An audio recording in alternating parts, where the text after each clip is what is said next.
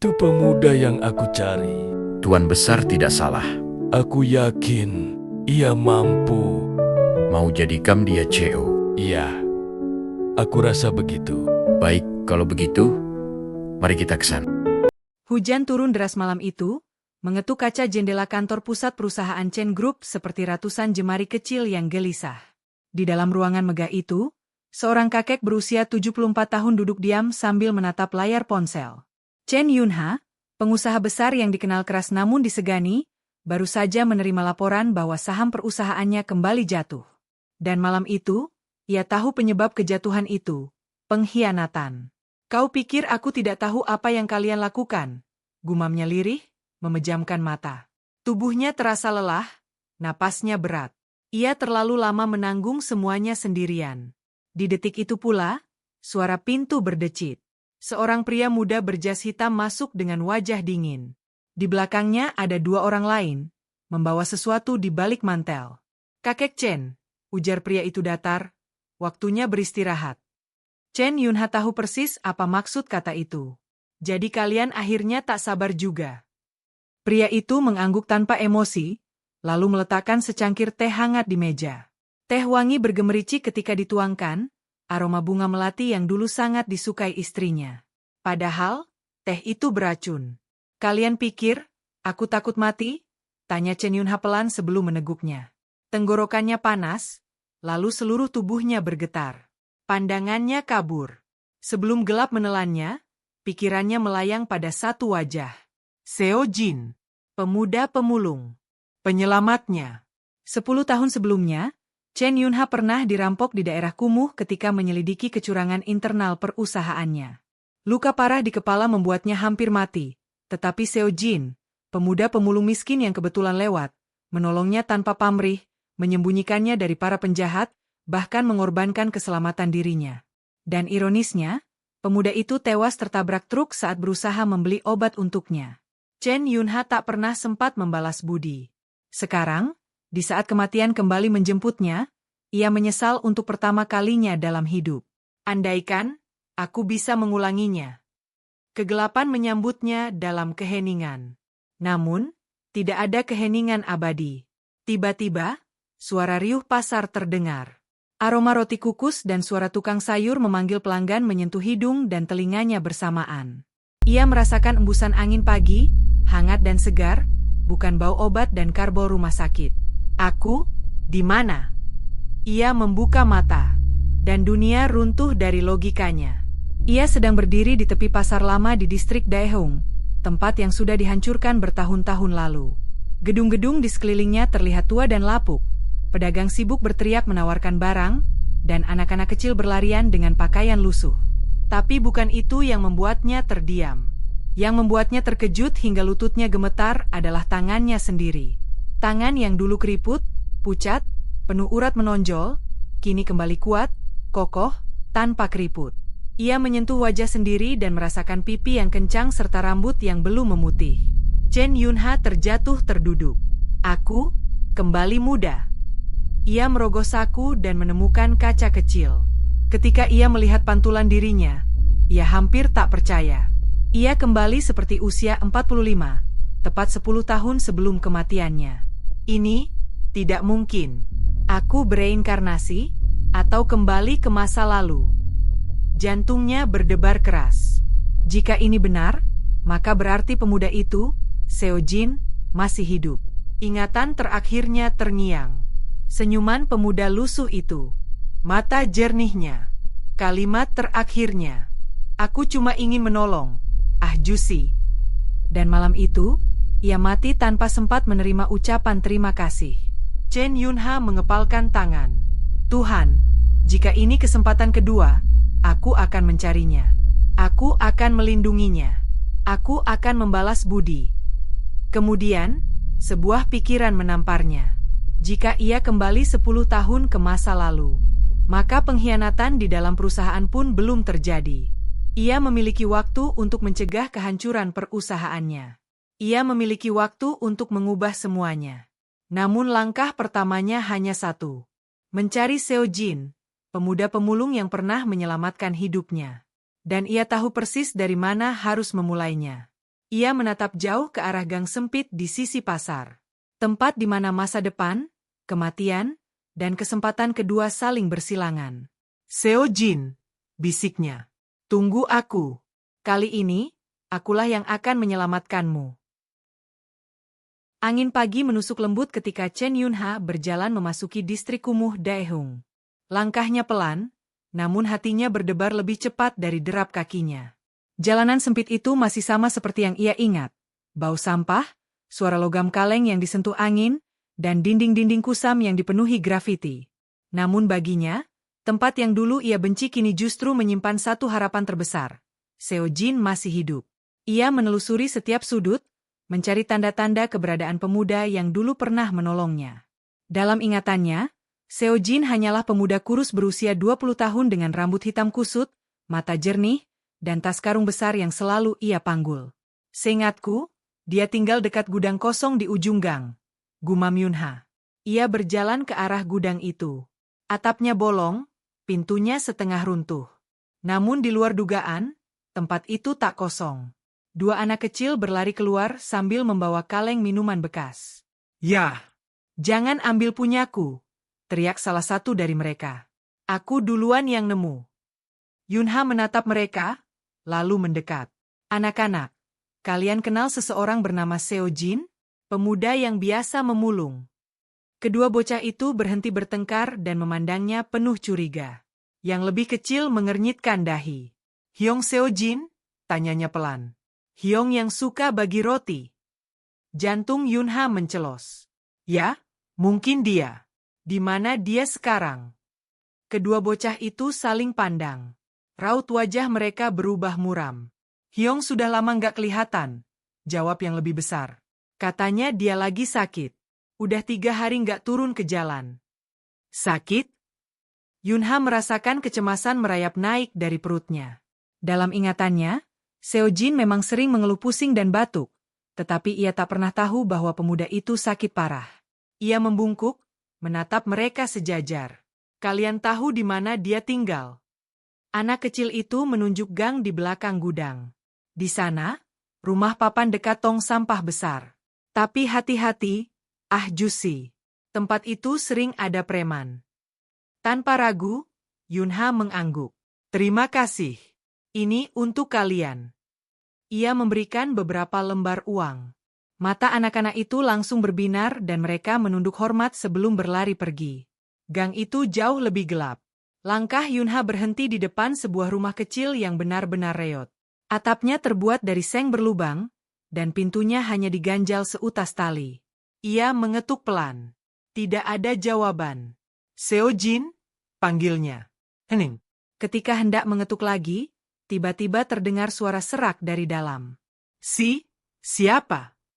Hati Yunha hampir berhenti ketika pintu terbuka sedikit, memperlihatkan sosok pemuda kurus dengan pipi cekung, mata sayu, dan rambut berantakan. Pakaiannya lusuh, dan ia menggigil meski udara tidak terlalu dingin. "Itu dia. Seo Jin. Masih hidup." Yunha menahan napas. Ia merasa seperti melihat hantu masa lalu yang kembali diberi cahaya. "Aku hanya ingin memastikan kau baik-baik saja," ucap Yunha. Seo Jin memandangnya dengan bingung. "Jusi mengenalku?" "Tentu." Yunha menelan ludah. "Kita pernah bertemu." Seo Jin menyipitkan mata, berusaha mengenali wajah ayah berumur 45 tahun itu. "Maaf, aku agak pusing. Silakan masuk kalau mau." Pintu dibuka lebih lebar. Bau apek dan obat murah menyeruak. Ruangan sempit itu hanya berisi kasur tipis, ember air, dan beberapa plastik berisi barang daur ulang. Seo Jin langsung batuk keras. Tubuhnya membungkuk menahan sakit. Yunha refleks memegang bahunya. "Kau tidak apa-apa?" Seo Jin menggeleng. "Cuma demam sedikit.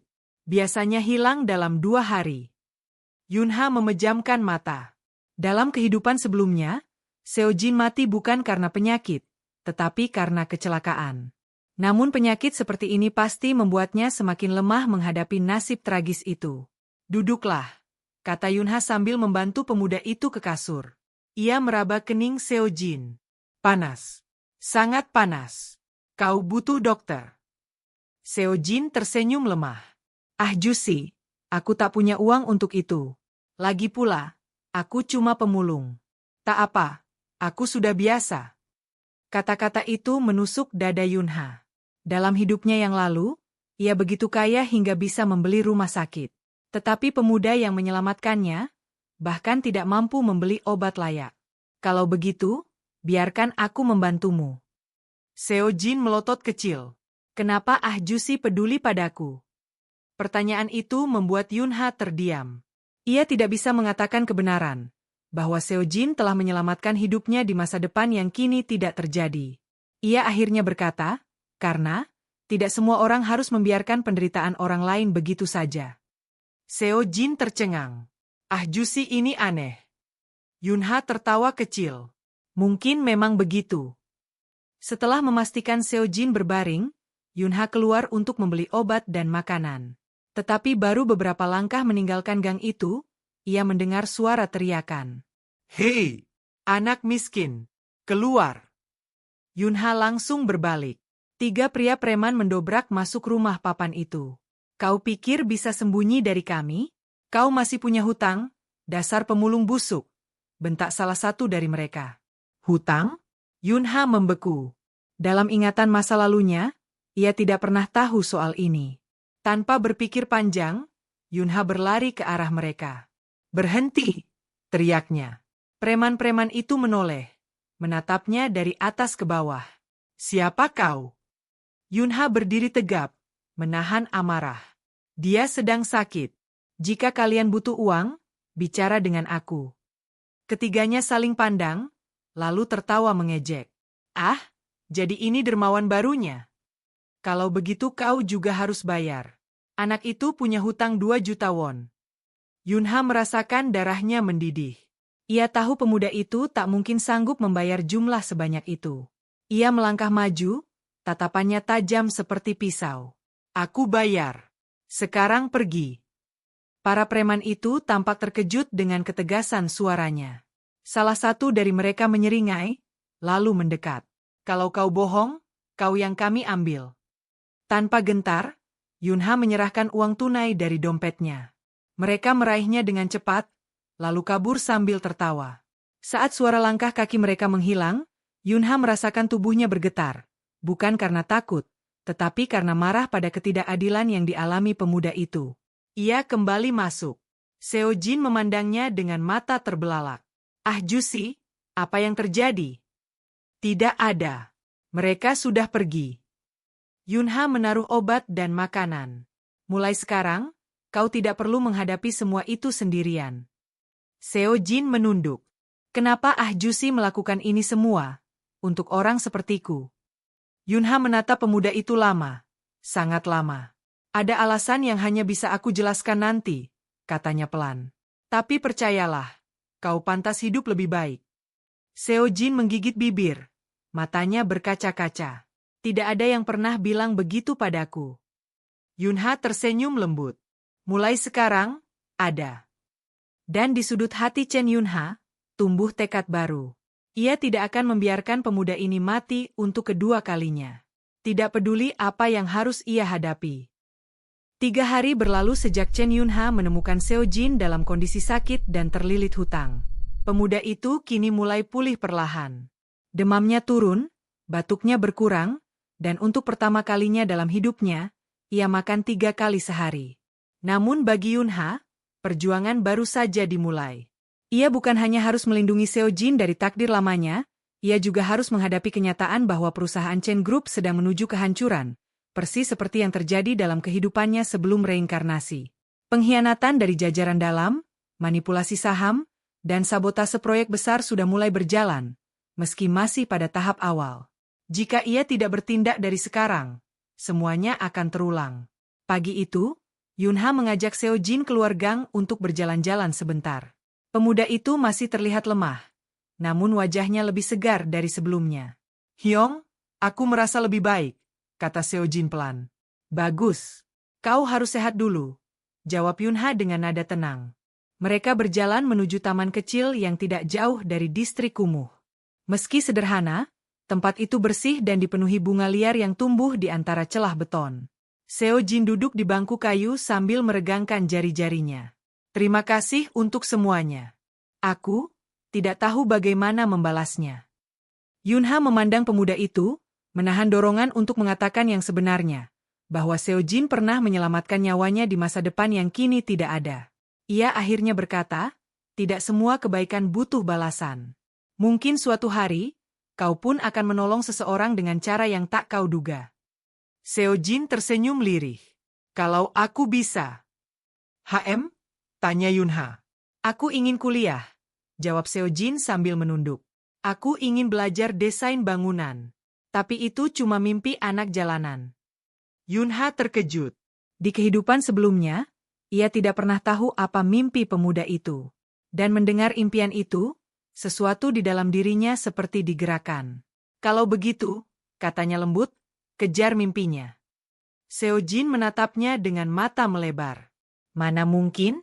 Aku bahkan tidak tamat SMA. Aku bisa membantu. Kenapa? Karena kau pantas hidup dengan harga diri, bukan hanya bertahan. Mata Seo Jin memerah. Ia menggigit bibir untuk menahan emosi. Ah Jusi, mengapa begitu baik padaku? Yunha tak langsung menjawab. Ia memandang langit, menarik napas panjang. Aku pernah kehilangan seseorang yang sangat penting, katanya perlahan. Kali ini, aku tidak mau kehilangan siapapun lagi. Seo Jin menunduk. Ia tak mengerti seluruh maknanya, tapi ia tahu satu hal. Ah Jusi ini menyelamatkannya. Dan ia tak ingin mengecewakannya. Sementara itu, di sisi lain kota, para direktur Chen Group mulai resah. Setelah reinkarnasi, Yunha tidak lagi berperilaku seperti direktur yang lembut dan terlalu percaya pada bawahannya. Ia berubah menjadi pribadi yang tegas, waspada, dan tajam seperti pedang. Dia berbeda, bisik salah satu direktur pengkhianat. Kita harus mempercepat rencana. Sore hari, usai mengantar Seo Jin pulang, Yunha pergi ke kantor pusat Chen Group. Dengan ingatan masa lalunya sebagai senjata, ia membuka kembali dokumen-dokumen yang dulu tidak ia periksa dengan benar. Dan benar saja, ia menemukan transaksi mencurigakan, jumlah kecil namun rutin. Inilah awal kejatuhan perusahaannya di kehidupan sebelumnya. Baiklah, gumam Yunha sambil mengetuk meja. Kalian tidak akan berhasil kali ini. Ia memanggil sekretaris lamanya, wanita bernama Min Hye. Hye, mulai besok, siapkan daftar transaksi 3 bulan terakhir. Dan jangan biarkan Direktur Park menyentuh data akuntansi. Mata Hye melebar. Direktur Park yang mengelola bagian keuangan. Ya, potong Yunha, suaranya dingin. Dan jangan beritahu siapapun soal ini. Sekretaris itu menelan ludah dan mengangguk. Ia bisa merasakan aura berbeda dari atasannya. Aura seseorang yang pernah mati dan kembali dengan mata yang melihat jauh ke masa depan. Malam itu, ketika jalanan hampir sepi, Yunha kembali ke distrik kumuh untuk memeriksa keadaan Seo Jin. Ia membawa makanan hangat dan obat tambahan. Namun baru mendekati rumah reot itu, ia melihat bayangan beberapa pria berdiri di luar. Degup jantungnya meningkat. Preman itu lagi? Gumamnya. Ia mempercepat langkah. Tetapi ketika ia makin dekat, ia menyadari hal yang membuat tubuhnya membeku. Orang-orang itu bukan preman. Mereka memakai setelan rapi, berkomunikasi dengan radio kecil. Mereka terlihat seperti pengawal pribadi seseorang. Sedang apa kalian di sini? Tanya Yunha tegas. Salah satu dari mereka menunduk. Kami diminta mengamankan area ini, Pak. Diminta oleh siapa? Seorang pria bertubuh tinggi melangkah maju. Wajahnya familiar. Ia adalah Direktur Park, salah satu pengkhianat di kehidupan sebelumnya. Pak Chen, ucap Park sambil tersenyum palsu. Saya dengar Anda sering datang ke daerah kumuh akhir-akhir ini. Saya khawatir terjadi sesuatu pada Anda. Yunha menahan amarah. Apa urusanku dengan daerah ini bukan kewenanganmu. Saya hanya ingin membantu, kata Park.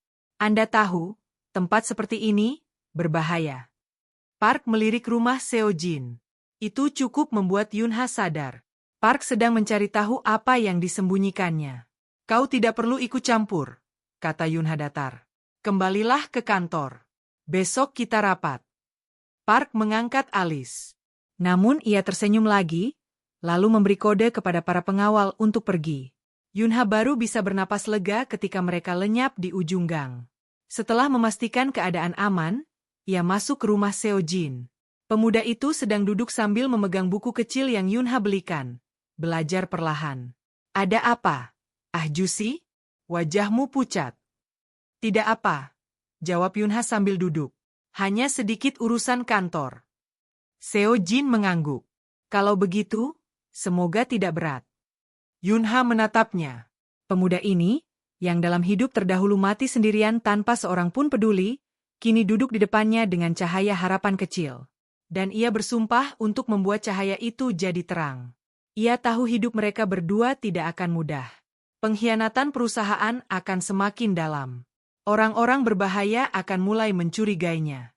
Dan nasib Seo Jin bisa saja berubah bila ia terlambat bertindak. Namun untuk pertama kalinya sejak kembali hidup, Chen Yunha merasa yakin. Takdir bukan lagi sesuatu yang harus diterima. Takdir adalah sesuatu yang harus diperjuangkan. Ia menatap Seo Jin dan berkata, mulai besok, hidupmu akan berubah. Seo Jin mengangkat wajah. Ah Jusi, apa maksudnya? Yunha tersenyum tenang. Mulai besok, kau tidak lagi sendirian. Dan kita akan merancang masa depan yang lebih baik. Untukmu, untukku, dan untuk semua yang ingin menjatuhkan kami. Seo Jin menelan ludah. Matanya dipenuhi campuran takut dan harapan. Tapi ia mengangguk. Baik, ah Jusi. Dan dengan itu, roda takdir berputar untuk kedua kalinya. Kali ini menuju masa depan yang belum pernah tertulis sebelumnya. Seminggu telah berlalu sejak Direktur Park dan anak buahnya mendatangi gang tempat tinggal Seo Jin.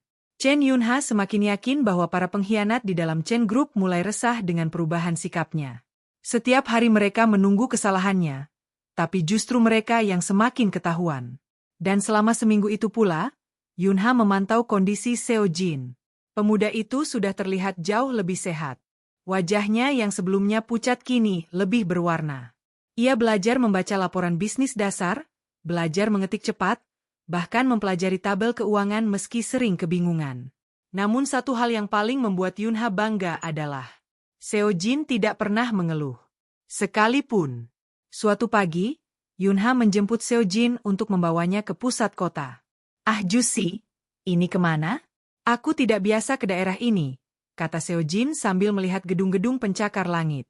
Kau akan terbiasa, jawab Yunha. Mobil hitam mereka berhenti di depan gedung megah bertuliskan Chen Group Tower. Gedung itu menjulang 10 kali lebih tinggi dari tempat tinggal Seo Jin yang reot. Seo Jin menelan ludah.